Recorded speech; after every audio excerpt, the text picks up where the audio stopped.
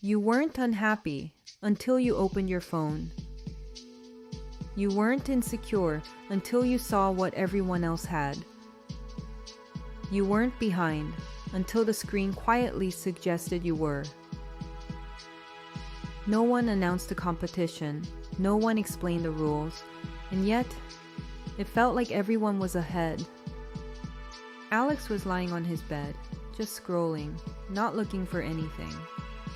Limited edition sneakers, sold out everywhere. A new iPhone, midnight black. A gaming setup glowing with LED lights. A beach holiday, sunset, perfect angle. Nobody posted their ordinary Tuesday. Nobody posted their messy room. Nobody posted the things they couldn't afford. But Alex's brain didn't remember that. It just remembered things it felt it was missing out on. Your brain does math without permission. They have more, you have less. They're ahead, you're not. It doesn't check context. It doesn't check effort. It doesn't check reality. It just compares. Why does it feel like I'm behind? Behind what?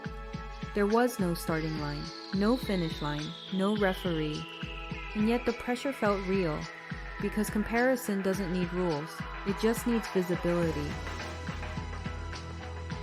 It didn't used to be like this.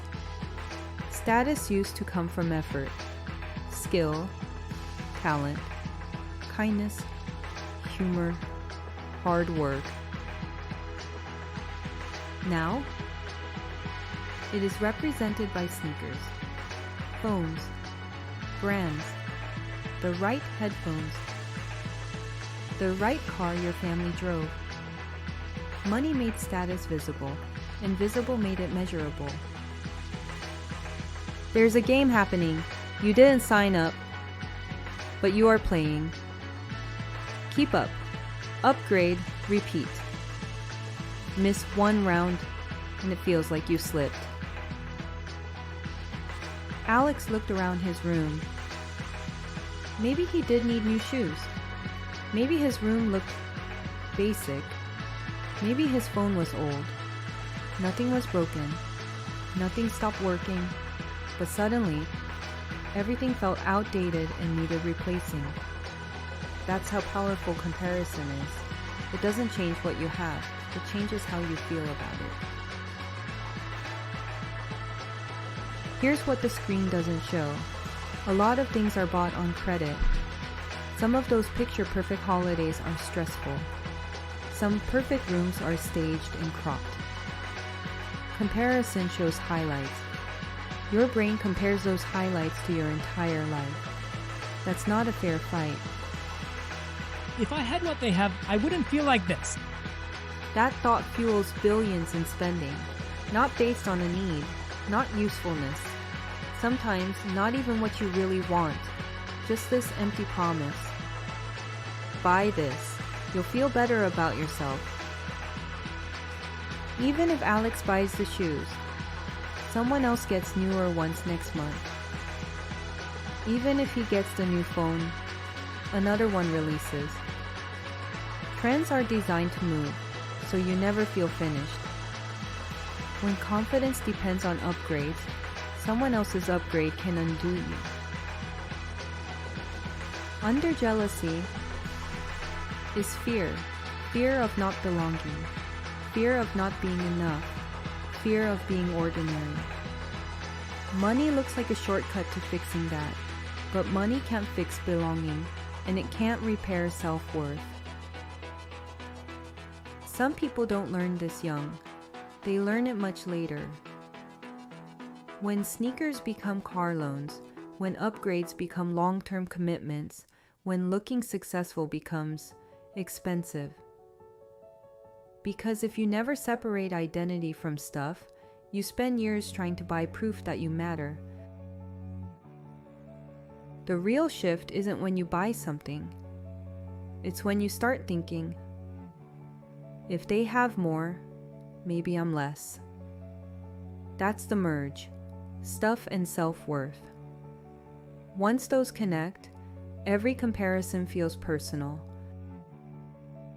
You stop asking, "Do I want this?" and start asking, "Will this make me look better?" You stop asking, "Does this fit my life?" and start asking, "What will people think if I don't have it?" That pressure feels normal, which is why it's dangerous. So, I wasn't upset about the shoes. No, you were upset about what they suggested. Alex wasn't trying to buy sneakers. He was trying to buy recognition. There's nothing wrong with nice things, nothing wrong with upgrading. But when you use them to feel enough, they stop working. Because enough cannot be bought. Real status is quieter. It doesn't trend. It doesn't flash. It's built from skill, consistency, reliability, character, hard work. These don't expire when someone else upgrades. They don't drop in value when trends shift. They grow. So if someone else gets more, it doesn't take anything from me. Exactly. Someone else shining does not dim you. Comparison only hurts when you treat life like a leaderboard. That is why there is a popular saying, "Comparison is a thief of joy." The world will always show you what you don't have. It rarely shows you what you're building. If you confuse visibility with value, you will always feel behind. Maybe the problem isn't comparison. Maybe it's the scoreboard you're using. If being ahead means newer, bigger, more visible, then yes, you will always feel behind. That game never ends. It is designed that way. But what if there's another scoreboard? A quiet one that doesn't show up in posts. A scoreboard that provides options, encourages savings, encourages you to feel calm about money, and will make you feel less pressure to impress. That kind of ahead doesn't trend when you are young, but it is lasting. You can already see this shift happening. There are less people chasing flash. They are chasing financial freedom. They talk about financial independence, about building savings quietly, about investing instead of upgrading, about owning their time instead of impressing strangers. They are focused on the future because they've learned something the hard way. Looking rich and being free are not the same thing. And the people who understand that early stop playing for applause and start playing for options. So maybe the real question isn't, how do I look ahead? Maybe it's, what does being ahead actually mean? Because once you change the scoreboard, comparison loses power and money becomes a tool again. Next, Alex has to choose, play the visible game or build something invisible.